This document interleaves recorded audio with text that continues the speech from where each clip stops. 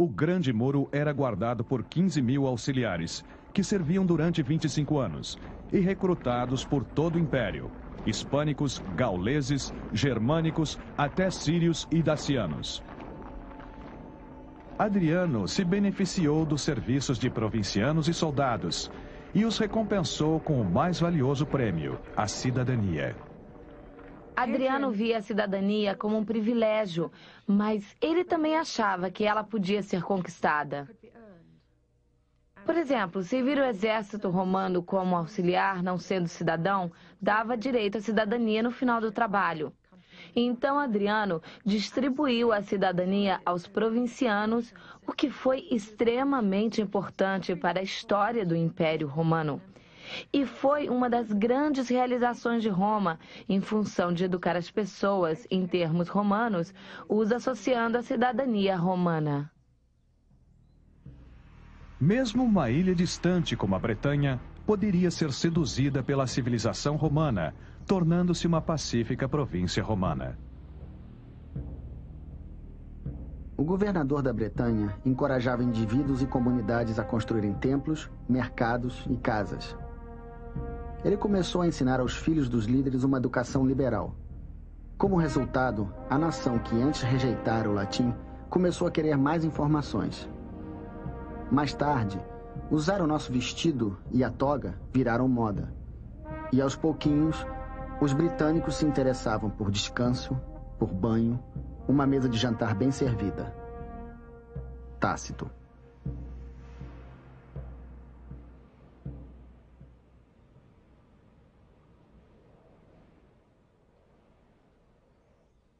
Com suas fronteiras fortemente protegidas, Adriano esperava que os benefícios da civilização romana trouxessem uma ordem duradoura ao Império.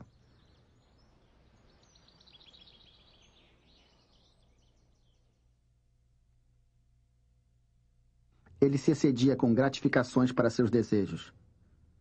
Histórias augustinas. Em 124 d.C., as viagens de Adriano o levaram por todo o Império, da costa atlântica até o Mar Negro, e de volta à terra que mais amava, a Grécia.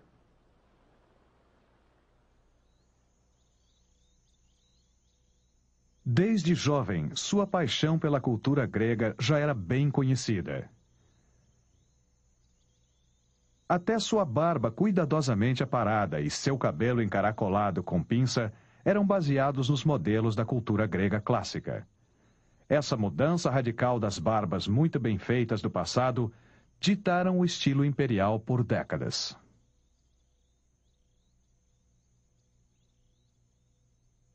Adriano, assim como muitos romanos, considerava a literatura e a cultura artística gregas superiores à da própria Roma.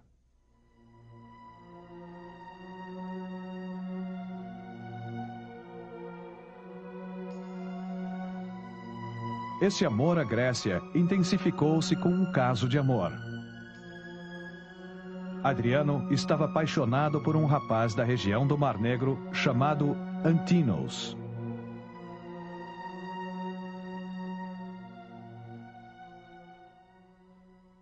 Uma das regras das tradições romanas que repetidamente aprendemos é que a prática homossexual, pelo menos entre os cidadãos romanos, era um grande tabu.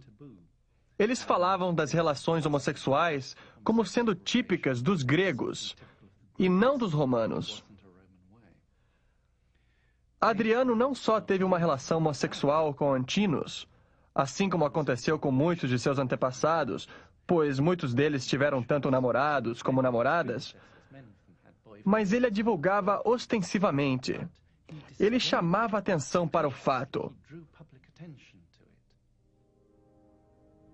Os dois amantes viajavam por toda parte juntos. No final de 124, chegaram a Atenas. No inverno que passaram lá, Adriano, com muito entusiasmo, declarou a cidade o centro cultural da Grécia. Autorizou um novo aqueduto, o término de um templo, e um novo quartel na cidade chamado Adrianópolis, e uma imensa biblioteca. No ano seguinte, Adriano finalmente retornou a Roma. Estava com 49 anos. Dos seus 8 anos no trono, passou os últimos 5 fora da capital e longe da imperatriz, sua esposa de 36 anos, Sabina. Como ele mesmo costumava dizer, se ele fosse um cidadão comum, teria se livrado dela por seu temperamento doente e por sua irritabilidade. Histórias augustinas. A esposa de Adriano, Sabina, é uma figura bem misteriosa. Nós não sabemos muito sobre ela e eu acho que Adriano não se interessava muito por ela. Mas pode-se dizer que a vida doméstica na corte era bem mais tranquila agora do que no reinado de Nero, por exemplo. Não era mais um lar de intrigas, mortes e ciúmes. Era um estilo de vida mais calmo, meio burguês, e é o reinado de Adriano que inicia essa tendência. Bem, eu diria que era quase impossível ser casada com Adriano. É óbvio que ele era um homem com vontade própria, que queria decidir sobre tudo, que tinha uma visão muito específica em relação às coisas e que queria liberdade para viver sua sexualidade como bem entendesse. Então eu imagino que isso não era muito atraente para sua esposa. Mas é muito difícil penetrar no boudoir dos imperadores.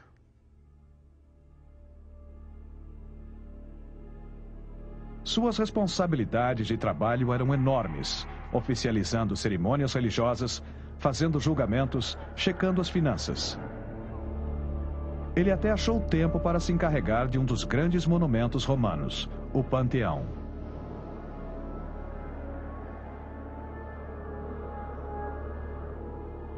Ele reservou suas tardes para acadêmicos e oradores, tentando impressionar os mais famosos acadêmicos e intelectuais da Grécia. Como ele entendia muito de verso e prosa e tinha um vasto conhecimento em artes, ele sujeitava seus professores, por saber mais do que eles, ao ridículo, à chacota e à humilhação. Histórias augustinas. Os que eram convidados a se sentar com o imperador eram cautelosos com seu temperamento. Um acadêmico, Favorinos, foi forçado a ceder a Adriano em uma questão linguística mínima. Quando criticado por ter cedido, mesmo estando certo, Favorinos retrucou: Vocês estão me subestimando, meus amigos. Se não conseguem ver que eu sou o mais inteligente, aquele que tem 30 legiões.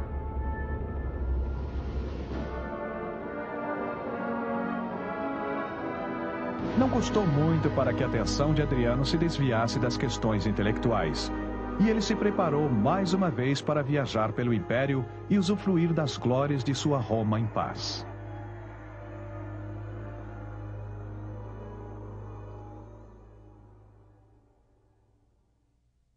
Ele conheceu muitas cidades.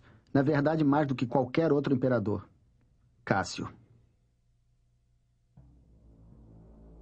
Adriano havia permanecido na capital por menos de um ano, quando recomeçou suas viagens pelas províncias. Além de se certificar que as legiões continuassem fiéis, estava determinado a deixar sua marca nas cidades do Império. À primeira vista, é conveniente pensar no Império Romano como uma grande bolha governada por Roma. Mas devido à lentidão dos transportes, às vezes levava 3 meses para o mensageiro chegar de Roma a uma pequena cidade da Espanha e você nunca sabia se ele ia chegar ou não. Então, na verdade, as cidades, espalhadas por todo o Império Romano, agiam de uma certa forma, praticamente autônomas, quase separadamente independentes.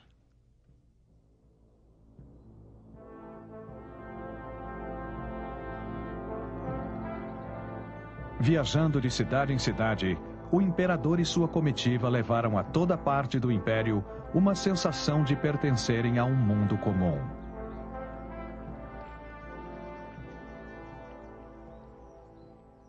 A viagem da comitiva de Adriano deve ter sido vasta e esplêndida. Provavelmente se podia ver Adriano se aproximando de uma cidade bem antes dele chegar. E é claro que no meio de tudo estava sua esposa Sabina e sua corte, e também seu amado Antinous.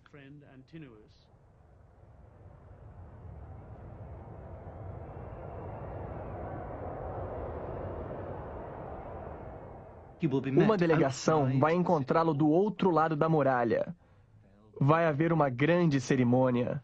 Vão haver sacrifícios. O sacrifício é sempre um momento de grande euforia, de distribuição de carne. É uma festa para todo mundo e vai haver discursos. E você pode ter certeza que os discursos eram intermináveis. E o melhor orador local faz um discurso honrando a grandeza desse divino imperador.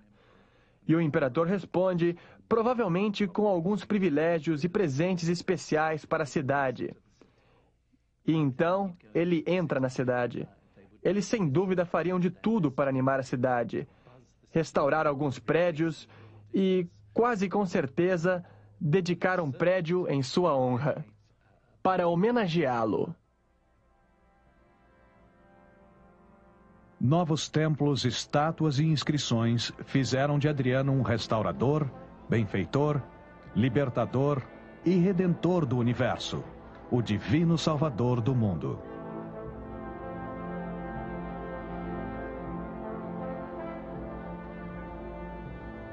Novas cidades eram nomeadas em sua honra. Cidades como Adria Aveni, a moderna Avignon, na França.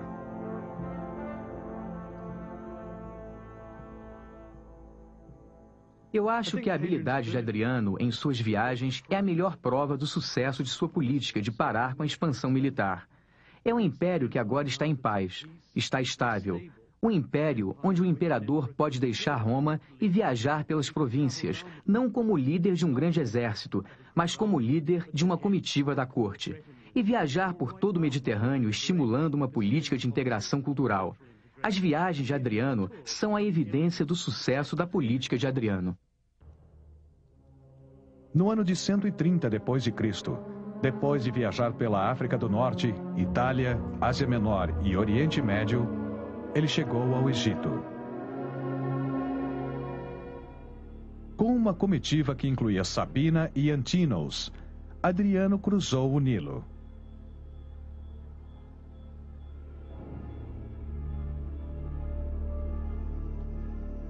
Em Tebas, a comitiva real visitou monumentos antigos. Em alguns, chegaram até a gravar inscrições.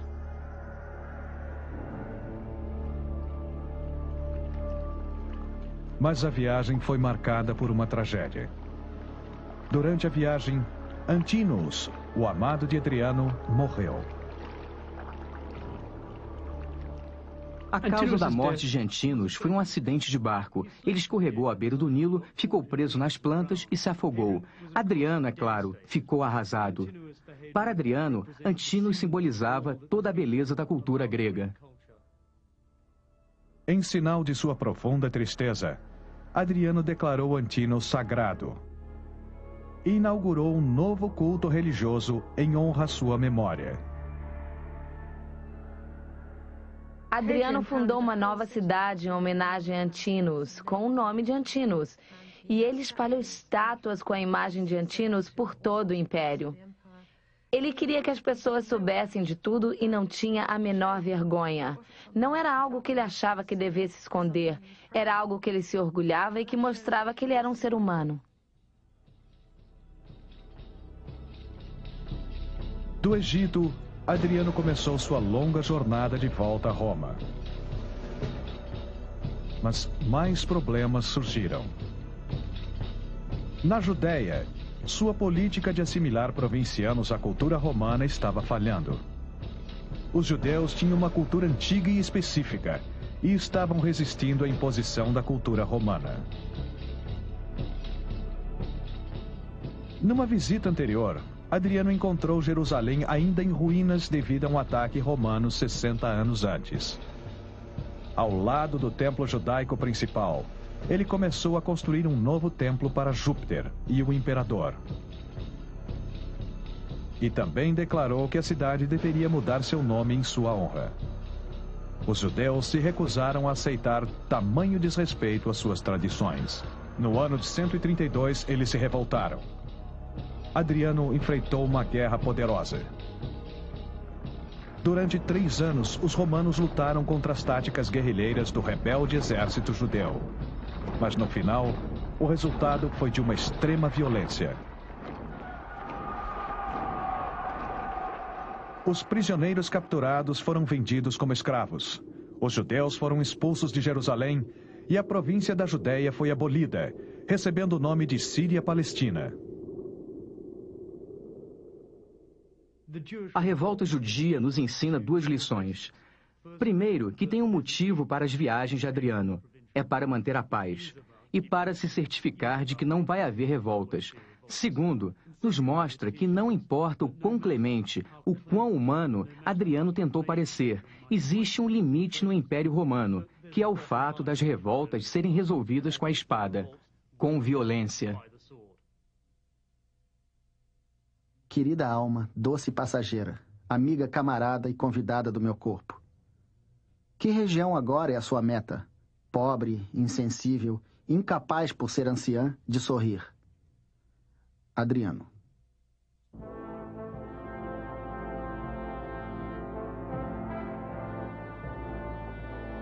Adriano retornou a Roma no começo de 134 d.C. Aos 58 anos, ele tinha viajado milhares de quilômetros. 13 dos 17 anos anteriores, ele passou visitando as províncias. Havia chegado a hora de se instalar na sua vila especialmente construída em Tivoli, a alguns quilômetros de Roma.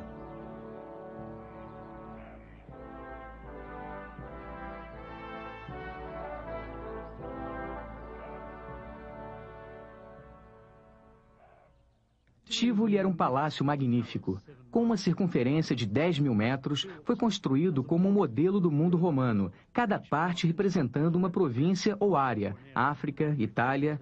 Andar pelo palácio era como ir com Adriano às suas visitas às províncias.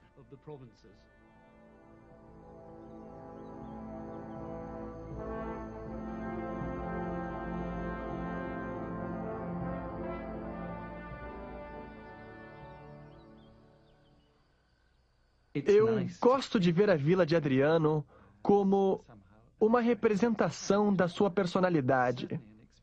É com certeza uma expressão da sua paixão pela arquitetura. É extremamente difícil de se entender porque é tão difusa, tão confusa, tão espalhada, tem tantas coisas desnecessárias. Halls imensos, banheiros, salas de jantar que têm as mesmas funções, que são basicamente áreas para se apreciar. Apreciar o poder de um imperador em construir o belo, quase de tirar a respiração. Em 135 d.C., Sabina morreu, e a saúde de Adriano começou a se deteriorar. Parecia estar com tuberculose.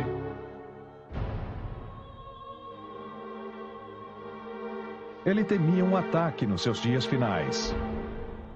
A prisão de alguns senadores suspeitos gerou grande ódio, mas a maioria de seus oponentes permaneceu passiva. Eles sabiam que seu imperador estava morrendo. Ele começou a adoecer. Ele já tivera esse problema antes. Sangramento no nariz, mas dessa vez foi muito mais sério. Cássio. Adriano, que não tinha filhos ou parentes próximos, resolveu que a melhor escolha para seu sucessor seria um senador de 51 anos chamado Antonino. Todos os imperadores se preocupavam com a sucessão, e uma das curiosidades do Império Romano é que poucos deles tinham sucessor, porque eles, na maioria, não tinham filhos, assim como Adriano não tinha. Então, era muito importante para eles assegurarem uma sucessão estável e pacífica. Adriano fez o melhor que pôde.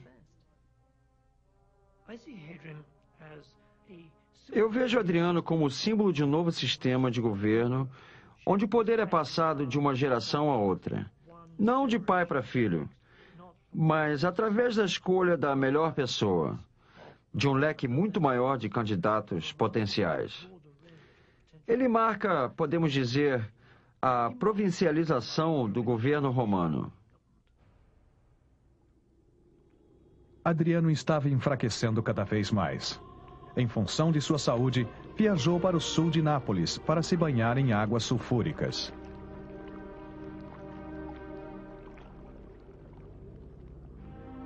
Mas em 10 de julho de 138 d.C., Adriano morreu. Estava com 62 anos. Senhoritas nobres cantam um hino num tom triste e solene. Suas cinzas são colocadas numa estrutura de madeira, tipo uma pirâmide, com incensos, frutas perfumadas, especiarias e muitas ervas. Após a cerimônia, uma tocha é acesa. As chamas começam a devorar o prédio inteiro. Nesse momento, surge uma águia no ar do andar mais alto, que eleva a alma do falecido imperador até o céu. Então, ele recebe a honra dos deuses. Herodes.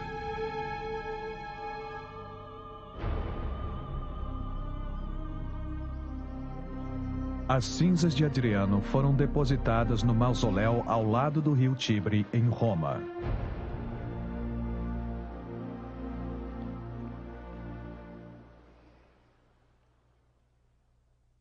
Para mim, Adriano foi muito importante porque ele não tinha os preconceitos de um romano de Roma, por assim dizer. Ele via a vida de uma perspectiva provinciana. Ele passou a maior parte do seu reinado viajando pelas províncias, ampliando a percepção do Império Romano, criando uma grande estabilidade para o futuro. Isso foi muito importante.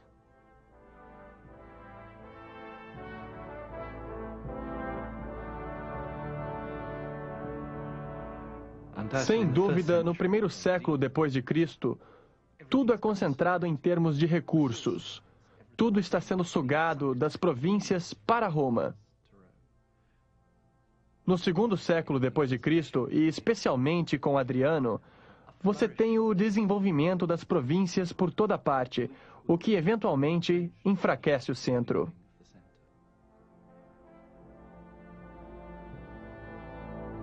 Adriano deu ao Império uma nova estabilidade. Uma estabilidade baseada em fronteiras bem guardadas e um exército bem treinado. Enquanto Roma seguia para seus anos dourados, precisava de imperadores com a habilidade de Adriano. Sem eles, o Império se tornaria um desastre.